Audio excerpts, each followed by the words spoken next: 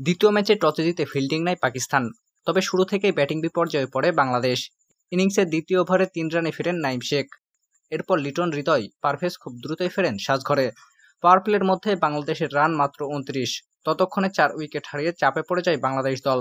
এরপর জাকির আলী আর মেহেদী হাসান ঘুরে দাঁড়ানোর চেষ্টা করেন। পঞ্চম উইকেটে দুজনে মিলে যোগ করেন 53 রান, যা পাকিস্তানের বিপক্ষে এই উইকেটে বাংলাদেশের সর্বোচ্চ। বাংলাদেশে এবারে সফরে নাজেহাল অবস্থা পাকিস্তান ক্রিকেট বোর্ডের।